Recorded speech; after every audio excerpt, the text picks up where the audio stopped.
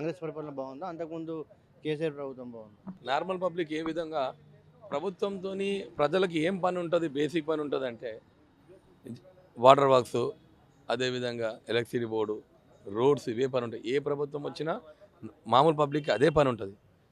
అది కేసీఆర్ గారి ప్రభుత్వం కావచ్చు, ఇక్కడ మన రేవంత్ రెడ్డి గారి ప్రభుత్వం కావచ్చు. కానీ ఆయన చేసుకుంటూ వస్తూ ఉన్నారు. ఇప్పుడున్న పరిస్థితి ప్రకారము, ఆర్థిక భారం ఉన్న ప్రకారము ఆయన గుంజుకొని వస్తున్నాడు ప్రభుత్వాన్ని. ఆయనే అన్నాడు చాలా ఇబ్బందులు ఉన్నాయి అని చెప్పేసి.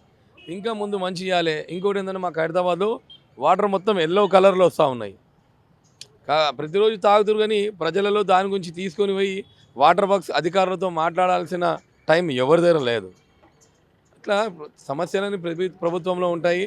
దాని ఇక్కడ ఉన్న లోకల్ ఉన్న నాయకుల మీద, లోకల్ ఉన్న ఎమ్మెల్యే గారి మీద, లోకల్ ఉన్న కార్పొరేటర్ గారి మీద ఈ బాధ్యతలు ఉంటాయి.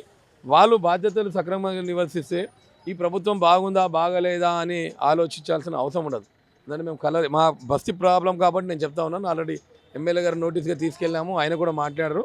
బట్ ఇవన్నీ ఏంటంటే సమస్యలు ఏ ప్రభుత్వం బాగుందా అని మీరు తెలుసుకోకుండా ప్రజలకు ఏ సమస్యలు ఉన్నాయని తెలుసుకొని దాన్ని రెక్టిఫై చేసే విధంగా మీడియా మిత్రులు వెళ్తే కూడా బాగుంటుంది. ఎందుకంటే ఒక సమస్య ఉందని అధికారులకు ఏ విధంగా తెలుస్తుంది? అది మీడియా, ప్రింట్ కానీ ఎలక్ట్రానిక్ మీడియా ద్వారానే తెలుస్తుంది. కాబట్టి మీరు ఏ ప్రభుత్వం బాగుంటుందని కాకుండా ప్రజా సమస్యల మీద ఈ సమస్య ఉందని ఉన్న అధికారులు కావచ్చు, ఉన్న నాయకులు కావచ్చు తెలిసే విధంగా చేస్తే బాగుంటుంది. ఎవరి పరిపాలన బాగుంది? కేసీఆర్ పరిపాలన ఇంతకుముందు బాగుందా, లేకుంటే ఇప్పుడు తెలంగాణ కాంగ్రెస్ పరిపాలన బాగుంది? కేసీఆరే బాగుందన్న, 100% కేసీఆరే బాగుంది. ఏమంటే వాటర్ సరిగ్గా వస్తలేదు, మొత్తం పచ్చ వాటర్ వస్తున్నాయి, లేనిపోని రోగాలు వస్తున్నాయి. బయటికి ఫిల్టర్ వాటర్ కొనుక్కొని తాగుతున్నాం, నీళ్ళు సరిగ్గా రావట్లేదు. అంటే ఎందుకు అంటే మీరు అంటే అధికారులకు చెప్పలేదు, అడగలేదా? అధికారంలో ఎవరున్నా కానీ అదే పరిస్థితి అన్న. మాకు కేసీఆర్ ఉన్న అదే పరిస్థితి, వీళ్ళున్న అదే పరిస్థితి. ఇంకేమో చెప్పండి. ఇప్పుడు రేవంత్ రెడ్డి ఇది ప్రజా ప్రభుత్వము, పేదల ప్రభుత్వం అన్న. పేదల ప్రభుత్వం అంటే ఇప్పుడు 2500 రెడీస్కి ఇస్తాను, ఇచ్చిరా. మన పోస్ట్ ఆఫీస్లో పోయి కాలిపి జనాలు పోయి లోడర్, పోస్ట్ ఆఫీస్లో పోయి 300 రూపాయలు కట్టి లోడరు. ఇప్పటిదాకా 2500 అందలే వాళ్ళకి, రా 2500 అందలే. ఇప్పుడు రెడీస్కి పోస్ట్ ఆఫీస్లో గంటలు లోడర్ 300 ఇచ్చి లోడర్ ఆడ వచ్చిందా? రాలే. కరెంట్ టైంకి ఉంటుంది, కరెంట్ వెళ్ళిపోతుంది, పచ్చడి వాటర్ వస్తున్నాయి. ఇంకేమో చెప్పండి. పరిపాలన ఏముంది? బస్సులు ఫ్రీ పెడితే అయిపోయిందా? జెంట్స్కి ఫ్రీ అయినా, జెంట్స్కి ఫ్రీ పెట్టినా పెట్టలేరు. ఒక్కరోజు పెట్టారు జెంట్స్కి ఫ్రీ బస్సులు. నెక్స్ట్ ఏ గవర్నమెంట్ వస్తుంది అనుకుంటారు మరి? టీఆర్ఎస్ గవర్నమెంట్ వస్తుంది. ఇప్పుడు ఇంకోటి అంటే కవిత కూడా ఒక పార్టీ పెట్టింది కదా, టీఆర్ఎస్ పార్టీ అని. దాని మీద మీరు ఏం చెప్తారు? అంత అయితే మాకు అనుభవం లేదన్న. సరే, ఇప్పుడు కేసీఆర్, ఇప్పుడు రేవంత్ రెడ్డి 2.5 సంవత్సరాలు అవుతుంది. పరిపాలన విధంగా ఎట్లా ఉన్నదంటే ఇప్పుడు ఆయన ఇచ్చిన హామీలన్నీ నెరవేర్చిండు నా సరిగ్గా హామీలు, రైతు బంధు లేదు, ఇస్తున్నా అన్నారు, ఎవరికి ఇస్తలేదు. ఇంకోటి అది బస్సులు ఫ్రీ పెట్టారు. ఒకటి బస్సులు కూడా ఫ్రీ, బస్సుల వల్ల గొడవ పడుతున్నారు జనాలు. ఎవరికి జరుగుతుంది? జెంట్స్కి నూకేస్తారు, లేడీస్ కూర్చుంటారు. ప్రభుత్వాలు ఏదైనా సరే ప్రజల మీద భారాలు వేసే ప్రభుత్వాలే ఉన్నాయి. అది కాంగ్రెస్ కానీ ఇటు బీఆర్ఎస్ కానీ రెండు ప్రజల యొక్క అభీష్టానికి వ్యతిరేకంగా పనిచేసే ప్రభుత్వాలే. సరే, ఈ మధ్య కాలంలో కాంగ్రెస్ వచ్చిన తర్వాత జనమంతా ఎక్కువ మంది బాధపడుతుంది, ఫీల్ అవుతుంది కూడా. ఎక్కువ మంది వ్యతిరేకంగానే అభిప్రాయాలు వ్యక్తం చేస్తున్నారు. మెయిన్ డిఫరెన్స్ ఏమున్నాయని చెప్తారంటే పాత గవర్నమెంట్కి ఈ గవర్నమెంట్కి తేడాలు అంటే అభివృద్ధి పరంగా గాను, సంక్షేమ పథకాల పరంగా కానీ ఏం చెప్తారు? సంక్షేమ పథకాల విషయంలోనేమో ఒకరికొకరు పోటీలు పడి ప్రజల మీద సంక్షేమ పథకాలు ఎన్నికల సమయంలో గుప్పిస్తున్నారు. వాటిని అమలు చేయడానికి ప్రభుత్వాల దగ్గర డబ్బులు లేవని చెప్పేసి ఇప్పుడు మాట్లాడుతున్నారు. బీఆర్ఎస్ ప్రభుత్వం ఇచ్చిన దానికంటే నేను మెరుగ్గా ఇస్తా అని చెప్పేసి ఈయన అధికారంలోకి వచ్చాడు. దాన్ని ప్రజలు నమ్మి ఈయనకు అధికారం అప్పగెప్పారు. కానీ ఈయన వచ్చిన తర్వాత జరుగుతుంది ఏంటంటే నా దగ్గర డబ్బులు లేవు, ఏం చేయమంటే చెప్పి ప్రజలను అడుగుతున్నాడు. మరి ప్రజల దగ్గర డబ్బులు లేవు అనే సంగతి ఈయనకు తెలియదా? ఈయనకు తెలియకుంటే హామీలు ఇచ్చిండా? ఎందుకు ఇలా చేస్తున్నాడు అని చెప్పేసి మేమంతా. ఇప్పుడు రాష్ట్ర ముఖ్యమంత్రి ఇప్పుడు ఏదైనా ఇంట్లో ఒక సంసారమైన అని కన్న తండ్రి పిల్లలకు ధైర్యం ఇస్తాడు. ఉన్నా లేకున్నా ఉంది అని చెప్పేసి వాళ్ళని ఇబ్బంది పెట్టకుండా ఒక ధైర్యం కల్పిస్తాడు. ఇప్పుడు మన ముఖ్యమంత్రి లెక్క ఇంతకుముందు అయితే ఏ ముఖ్యమంత్రి నా అంచనా ప్రకారం అయితే ఎవరు ఇట్లా చెప్పలేరు, పైసలు లేవు మీరు ఏదైనా చేయరు అని చెప్పేసి. అంటే గత ముఖ్యమంత్రి, ఇప్పుడు తెలంగాణ రాష్ట్రం ఏర్పడిన తర్వాత గత ముఖ్యమంత్రికి ఈ ముఖ్యమంత్రికి ఒకటే డిఫరెంట్ అంటే ఏం చెప్తారు? ఆయనేమో లేకున్నా కానీ మా ధనిక రాష్ట్రం అని చెప్పేసి చాలా గొప్పలు చెప్పుకున్నాడు. సరే ఏ రకంగా గొప్పలు చెప్పుకున్నా ఆయన డబ్బులు లేవు అనేటువంటి మాట రానియకుండా ఏ రకంగానో ఆ రకంగా మేనేజ్ చేసిండు, అప్పులు తెచ్చిండా ఏది చేసిండా కానీ ప్రజలకి ఆ భావన రాకుండా నా దగ్గర డబ్బులు ఉన్నాయి నేను ఇస్తున్నా అని చెప్పేసి పద్ధతిలో చేశాడు. కానీ ఈ ముఖ్యమంత్రి వచ్చిన తర్వాతనేమో నా దగ్గర డబ్బులు లేవు ఖజానా ఖాళీగా ఉంది, మొత్తం వాళ్ళు తినిపోయారు, మొత్తం అప్పులు చేసిపోయారు అని చెప్పేసి ఏం చెప్తున్నాడు. ఈయనకున్న తేడా ఏమో అది ఆయన డబ్బులు ఉన్నాయి నేను ఇస్తున్నా అని చెప్పి అన్నాడు, ఈయనేమో డబ్బులు లేవు నేను ఇవ్వట్లేదు అని చెప్పి అంటున్నాడు. తేడా అది. అప్పుడు ఆడున్నా బాగానే ఉండేది, ఇప్పుడు ఈడున్నా బాగానే ఉంటుంది. మరి ఎవరున్నా వాళ్ళది నింపుకుంటారు. మందికి ఎవడో హెల్ప్ చేసినాడు ఉంటాడు. ఈ ఎండలలో పోరాటం మాకు ఉంటుంది, వాళ్ళకేముంటుంది. అప్పుడేమో వాళ్ళ అవసరం ఉంటుంది, ఓట్లు మాకు కావాలి మీకు కావాలని వచ్చి అడుగుతారు. ఓట్లు వేస్తే గడ మీద కూకుంటారు. ఫ్రీ బస్ ఏంటికి మనబుక్క పెట్టిండా? ఫ్రీ బస్సు మోగోళ్ళకి ఆడోళ్ళకి అంత కొట్లాట పెట్టడానికి బస్సులో అది పెట్టండి బెస్ట్ ఉండే. ఇంకా అది సుకూన్ ఉండే. మనిషికి 5 తులాలు పెట్టిండు, తులం కాదు ఇప్పటిదాకానే పెట్టిండు.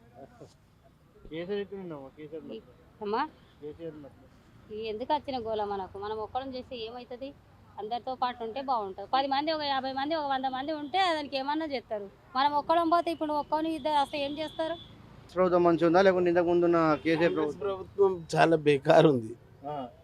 ఎట్లా అంటావు? ప్రజల ప్రభుత్వం, పేదల ప్రభుత్వం కాదు కాదు కాదు కేసీఆర్ ప్రభుత్వం చాలా బాగుండే. అంటే ఏంది సంక్షేమ పథకాలు అన్ని నెరవేరుస్తాడా ఇప్పుడు ఉన్న రేవంత్ రెడ్డి? పథకాలు ఏం లేదా బాబు, ఈ గ్యాస్ రేట్లు పెరిగి లైన్లో నిలబడి గ్యాస్ దొరకకపోవడము చాలా ప్రభావం. మీకు 12,000 ఇచ్చినాడు కదా రేవంత్ రెడ్డి, నువ్వే ఇస్తా అంటే ఇట్లా ఆటో డ్రైవర్లకి ₹1 కూడా ఇవ్వాలి. ఎందుకు చెప్పిండుగా ఇస్తా అని ఎన్నికలు అప్పుడు చెప్పింది కానీ ఇచ్చిన నెరవేరుస్తారా వాళ్ళు? నెరవేర్చు ఇవ్వలేదు. అంటే ఇప్పుడు కేసీఆర్ గురించి ఏం చెప్తారంటే కేసీఆర్ ప్రభుత్వం చాలా సస్యశ్యామలంగా ఉండే, అందరు మంచిగా ఉండే, అన్ని బిజినెస్లు బాగా ఎవరి పనులు వాళ్ళు చేసుకొని చక్కగా ఉండే. పోలీసు వాళ్ళు కూడా ఏం అభ్యంతరం పరచలే, ఎప్పుడు ఆటో వాళ్ళ మీదకి రాలే ఎప్పుడు. ఏ ప్రభుత్వం అయినా రెండే, కానీ ఈ ప్రాంతానికి ఒక సిస్టమ్ అనేది తీసుకురాలే. కేసీఆర్ చేయబట్టే తెలంగాణ వచ్చింది, అది ఒప్పుకుంటా. కానీ ఒక 5-6 తప్పుల కాడ వేయండు. రైతు బంధువు అనేది 5 ఎకరాల లోపున్నోనికి ఇచ్చేది, అక్కడ మైనస్ అయిపోయిండు. మళ్ళీ వచ్చి సెక్రటరియట్ కట్టిండు, ఒప్పుకుంటా.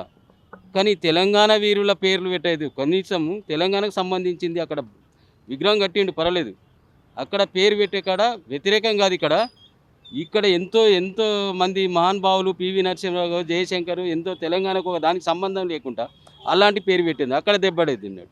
మళ్ళీ పోతే గవర్నమెంట్ భూములు అమ్ముడు కాడ దెబ్బతిన్నాడు. చెరువులు కుంటలని కబ్జావుడు, దానికి రైతు బంధు పడుతుంది అన్నాడు. ఒక 5-6 తప్పుల కాడ ఇది పడ్డు. రైతు ఇప్పుడు దళిత బంధు అంటే మాకు వ్యతిరేకం కాదు, కానీ 10 లక్షలు అనే కాడ 1-2 లక్షలు ఇస్తే అక్కడ ఇదవుతుండే, పబ్లిక్లో పోకపోవు. 10 లక్షలు అన్న కాడ అక్కడ ఇదయిండు. ఒక 5-6 తప్పుల కాడ వేయండు. కానీ రేవంత్ రెడ్డి చేసేది 70 సంవత్సరాల నుంచి ఈ ప్రాంతానికి ఒక సిస్టమ్ లేకుండా చేసేది, అది కరెక్టే. జీవితంలో ఏదైనా కబ్జా చేయాలంటే కూడా అదొక్కటి మంచిది, అదొక్కటి చేస్తుండే. కానీ మిగతాయి మాత్రం సరిగ్గా లేవు. కానీ అదొక్కటి ఏంటంటే ఎవడైనా కబ్జా చేయాలన్నా ఏదైనా చేయాలన్నా, మేము 30 సంవత్సరాల క్రితం గండిపేట చెరువు చూడాలంటే నిండుతుండే, ఇప్పుడు నిండినట్టుగా కనబడతలేదు, ఎక్కడికక్కడ కబ్జాలు. అంటే ఒక చట్టాన్ని ఈ ప్రాంతానికి 70 సంవత్సరాల నుంచి ఈ ప్రాంతాన్ని ఎవడూ చట్టాలు తీసుకురాలే, అంత దోసుకోవడానికి వచ్చారు, దోసుకున్నారు. కానీ ఒక సిస్టమ్ అనేది కేసీఆర్ దీనికి ఒక చట్టం కానీ తీసుకొస్తే మాత్రం కేసీఆరే వస్తుండే. కానీ ఇక్కడ అయోమయంలో పడిపోయింది. ఇది కూడా బాగానే ఉంది. వీళ్ళు కాడికి వీళ్ళు చేస్తున్నారు, వీళ్ళ ప్రభుత్వం కాడికి వీళ్ళు చేస్తున్నారు. వాళ్ళు చేసిన అప్పులను వీళ్ళు తీరుస్తున్నారు. ఇప్పుడు ఢిల్లీలో మోడీ చేసిన అప్పులు తీరుస్తారు, కాంగ్రెస్ చేసిన అప్పులు మోడీ తీరుస్తుంది అంటే నమ్మిరు. కానీ ఈడ చేసిన అప్పులు తీరుస్తున్నాడు కాంగ్రెస్ పార్టీ అంటే నమ్మరా? రేవంత్ రెడ్డి వాళ్ళ అప్పులు తీరుస్తున్నాడు. అప్పులు ఇంటికి ఇన్ని అప్పులు అయినాయి, అప్పులు కట్ట ఇంట్రెస్ట్లు కట్టడానికే ఇది అవుతుంది. ఇప్పుడు గవర్నమెంట్ నడపాలంటే ఎంత కష్టమవుతుందో చూడండి. అంతే క్లీన్ అండ్ కూడా పెట్టిండు. అంటే అంత ఇబ్బంది ఉన్నాక ఇప్పుడు ఈ ఫ్రీ బస్ అనేది కూడా ఒకటి స్కీమ్ పెట్టారు కదా, ఇటువంటి స్కీమ్లు అన్నీ అవసరమా? అంటే స్కీములు అవసరమా అంటే ఇవ్వాల్సి వస్తుంది, ఒకరిని చూసి ఒకరు ఇవ్వాల్సి వస్తుంది. ఏం చేస్తారు దాన్ని? ఇవన్నీ అవసరం లేదు కానీ ఇవ్వాల్సి వస్తుంది.